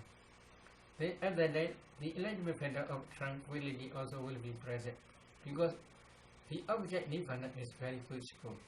Taking this peaceful nirvana object, mind became very quiet, very cool down, tranquility.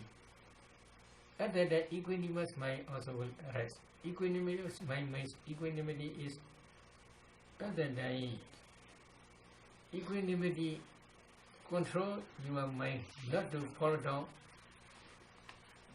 pitfall or dangerous pitfall or dangerous traps. What are dangerous traps? 5 hindrances or defilements.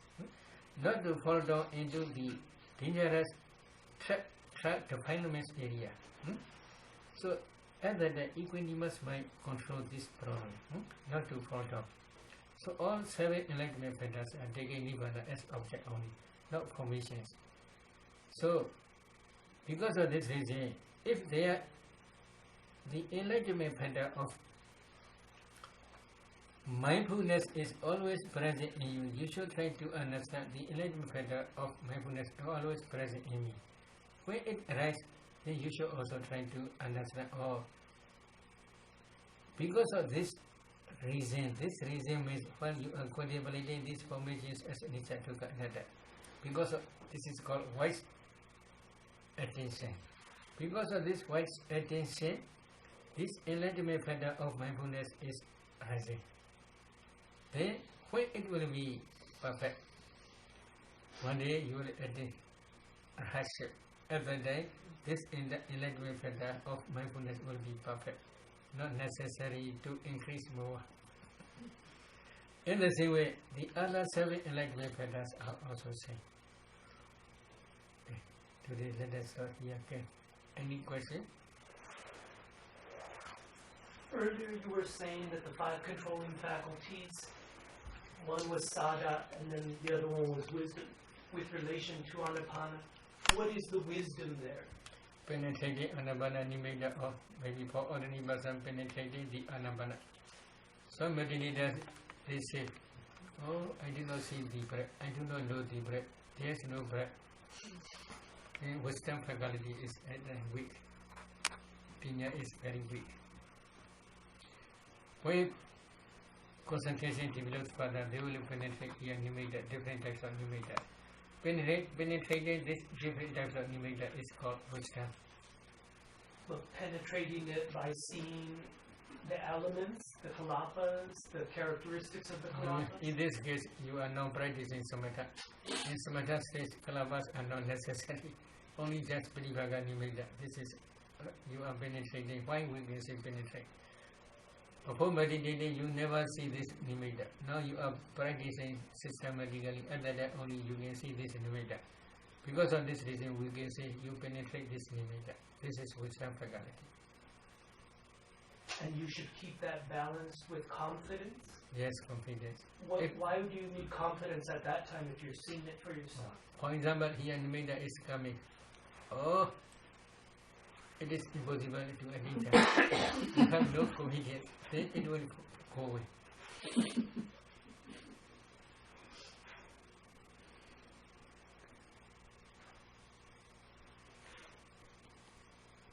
Okay. Sayadaw, when you're talking about the faculty of investigation and clear comprehension of the breath, clear comprehension, you said you note that the breath is long, short, subtle, gross. Are there any other things you're supposed to note besides those four? Maybe in some stage it is about this only. But when you are practicing vipassana, you must discern four elements in your breath. You will see breath is nothing but a group of kalapas, small particles. At that time you should analyze these small particles. Then you will see in each particle there are 9 types of materiality such as earth element, water element, fire element, wind element, color, odor, flavor, nutritive acid, and breathing sound. This life. At that time you must try to understand these 9 types of ultimate materiality. And then again, you must contemplate them as nature, dukkha, anatta, because they are as they rise, they pass away very, very quickly. So they are nature, dukkha, anatta. At that time, kriya comprehension, the enlightenment pattern of investigation is same. The enlightenment pattern of investigate, what investigate? Enlightenment pattern of investigation, investigate, this is nature, this is dukkha, this is anatta. Clear comprehension, understand, this is nature, this is dukkha, this is anatta. They are same. Going back to if you're doing samatha practice though, since you can't have your attention on 2 things at the same time, and it seems to me there are 2 objects in samatha. There's the touch point where the breath goes over the touch point, and then there's the qualities like long, short. And I'm wondering if there's a balancing act there that can easily get out of balance where you can't pay attention to both at the same time, so you're just going quickly from one to the other. It should be easy. That shouldn't be a problem. Couldn't. My meaning is that first, as soon as you sit, you should fix one point. Then you should breathe. You should be addition breath. When you are paying addition breath, breath is going through this one point, going in, going out, through this point. And then you should not emphasize point. You should emphasize only breath, only one object. Okay. But when we fix point, not to follow inside, outside only. If you follow inside and outside, your mind is going inside, going outside. Then if you are doing in this way, then concentration cannot develop further. Because of this reason, we fix one point only. But after fixing one point, you should not emphasize point. You should emphasize only breath on the point only. And then, if you forget point, touching point, no problem. If you do not follow inside outside, it is okay. But when your concentration develops further, naturally you will not see your what? You will not see your nose, your face, your body. Only just breath and mind. And then it is not necessary to search for touching point. Only just stay with that breath only.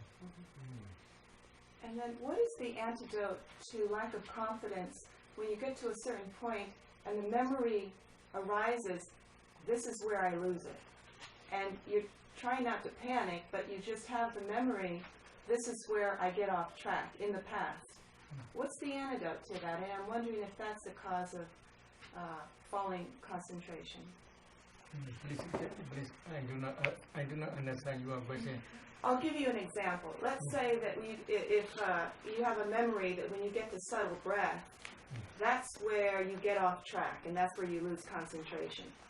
The memory alone can cause lack of confidence. Even if you're not saying, oh, I'm not going to be able to do it. Just remembering that in the past, that's also very painful. she will also not remember to you at the day concentration photo.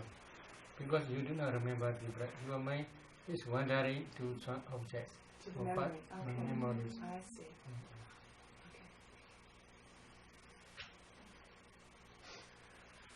Monte, I wasn't sure that I was following what you were saying when you were talking about the arising of piti in the body being that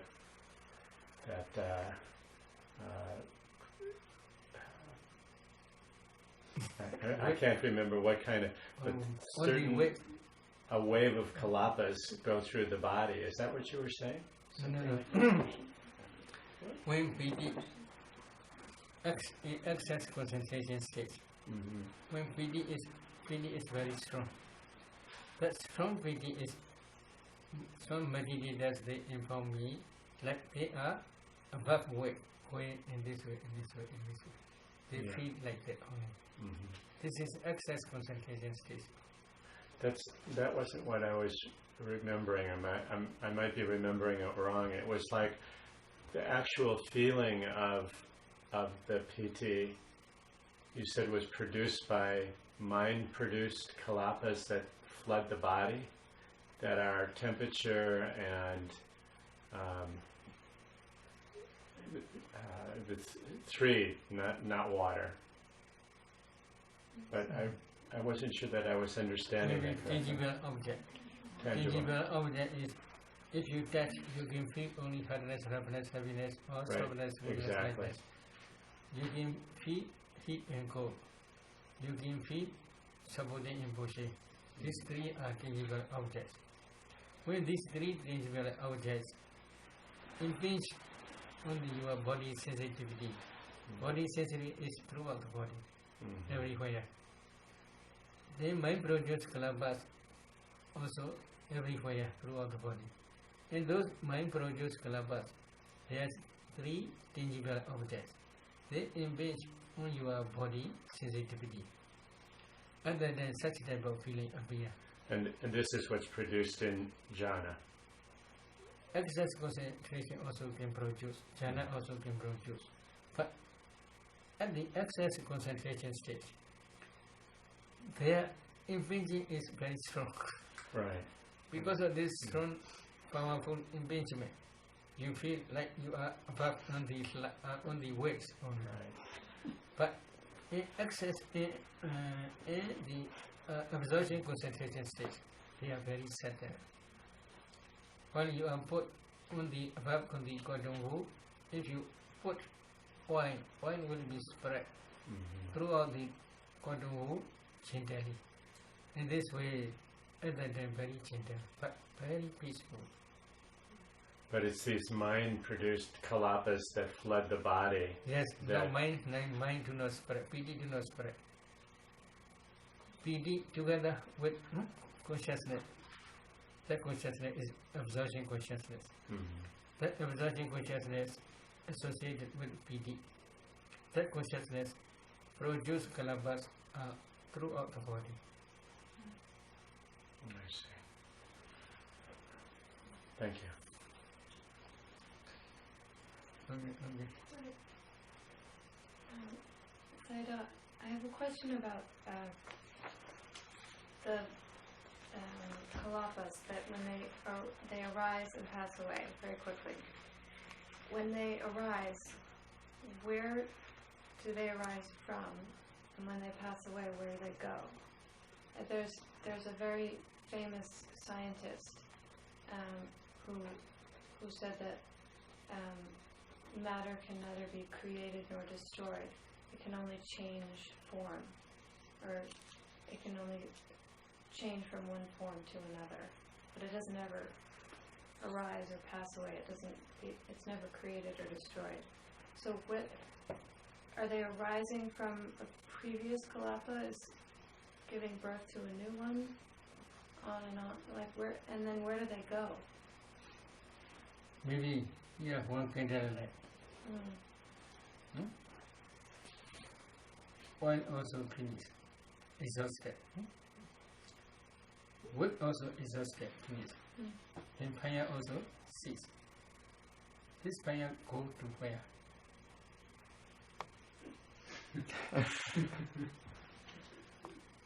Does this fire go to where?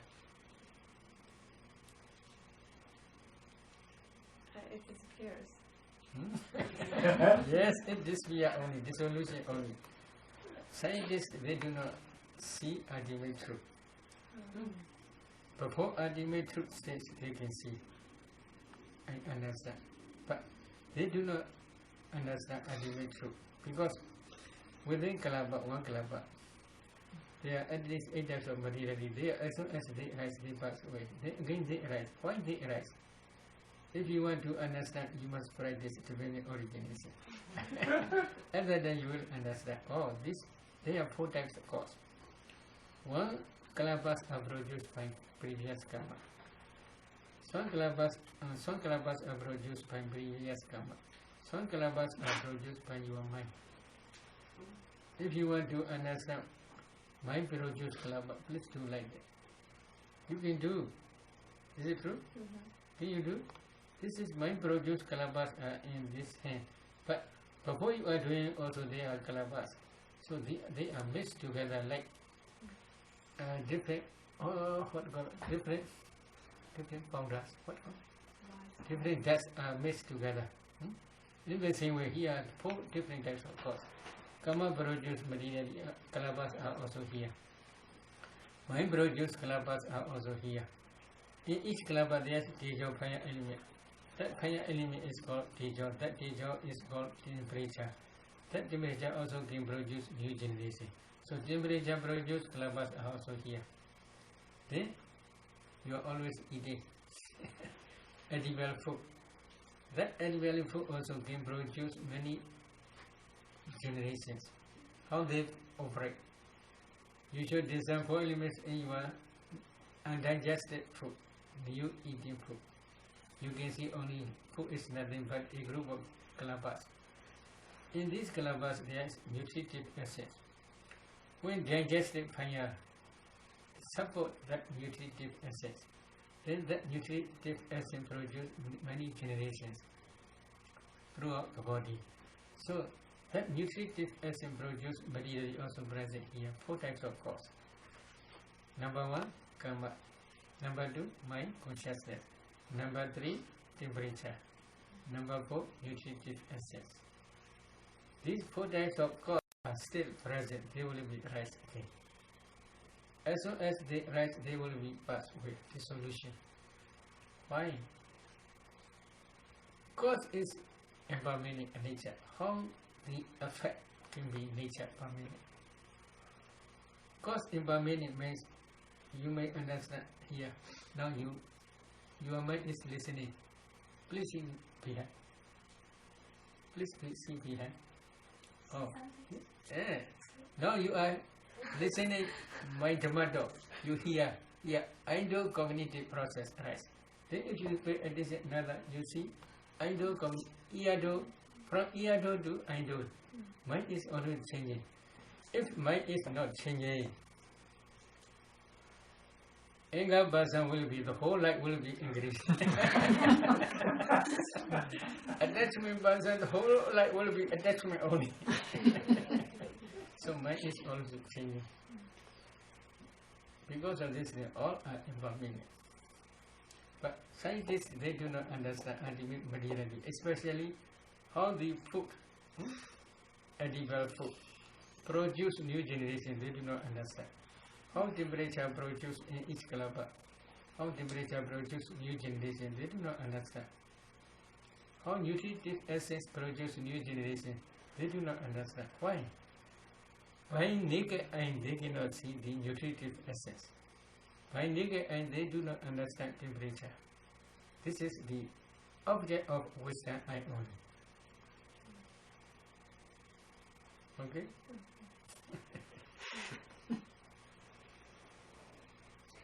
So I had 2 questions. One, going back to piti and sukha, is piti more a physical form of happiness and sukha more a feeling, emotional almost?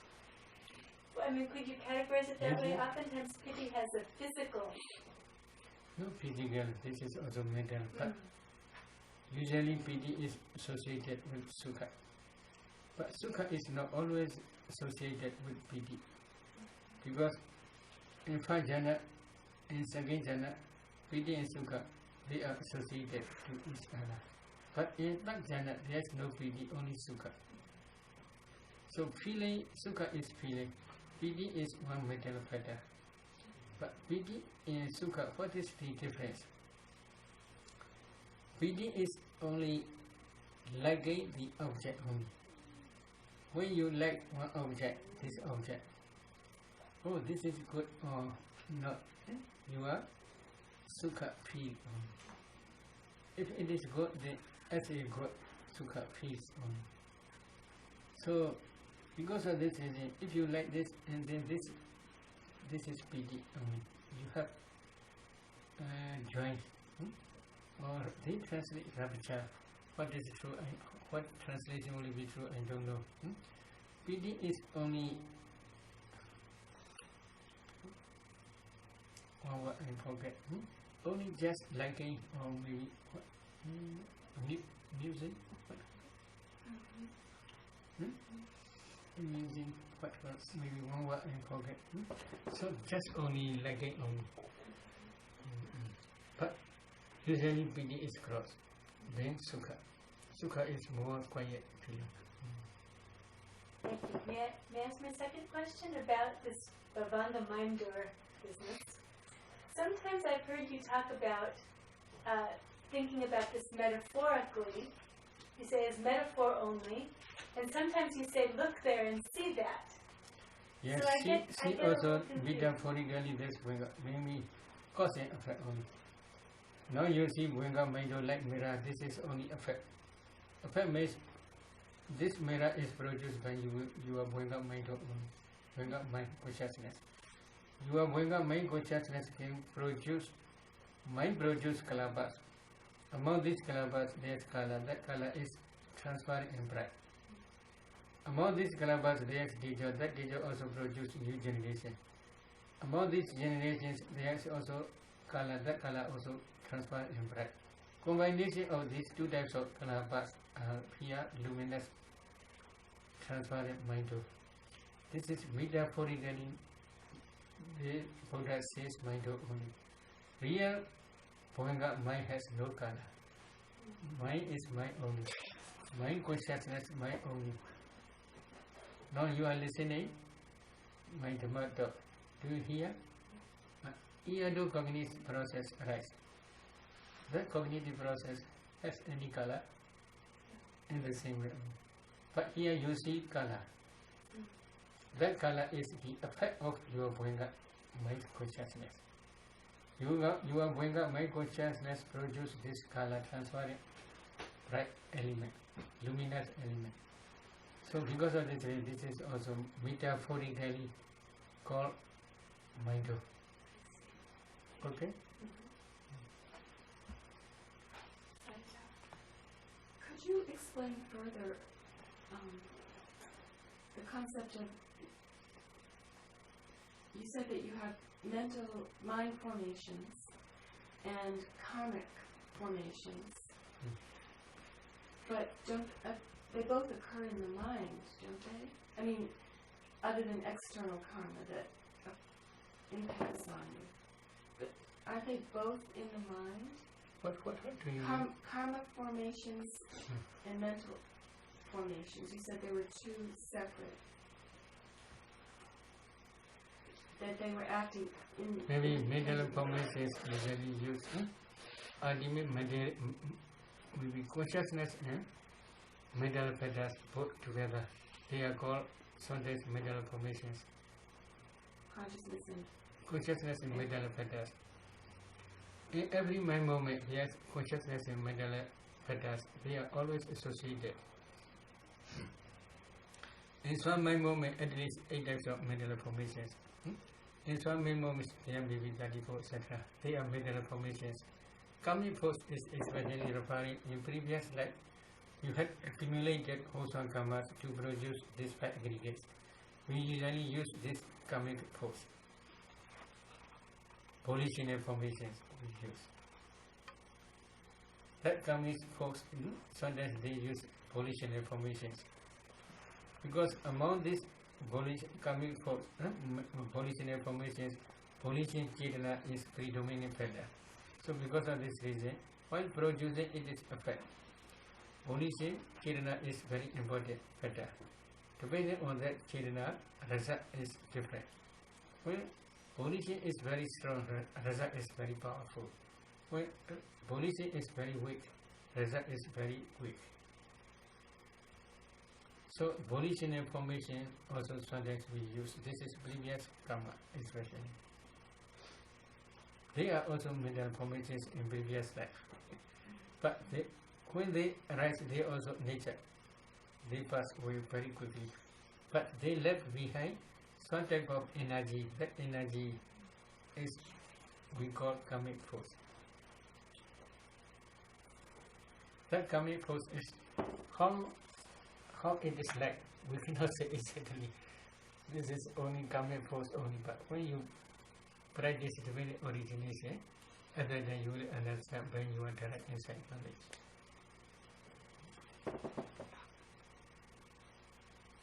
Why do you not discern the enlightenment factors in each mind moment like you do some of the other factors that you mentioned in the last few days? Maybe this is when you are discerning ultimate mentality, you must discern only. Okay. Now you are practicing samatha. When you are practicing samatha, it is not necessary to discern these enlightenment factors. Your responsibility is to discern 5 channel factors only. Because your stage is samatha stage only. When you are going to vipassana, when you are practicing vipassana, other than you must discern ultimate mentality. Other than among these ultimate mentalities, there are 7 enlightenment factors are usually always present. In that you are in your insight knowledge. Oh, and at that point you discern it. Okay. Yes, yes.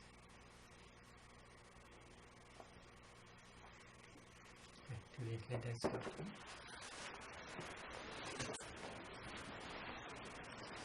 Idame punya, Idame punya, asawakaya, asawakaya, wahahodu, wahahodu, idame punya, idame punya, nibanasa, nibanasa, pacayo, hodu, hodu, idame punya, idame punya, sabhasadana, sabhasadana, bhajema, pajema, tesabe,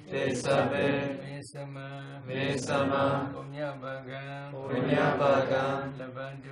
labandu, sadhu, sadhu, sadhu.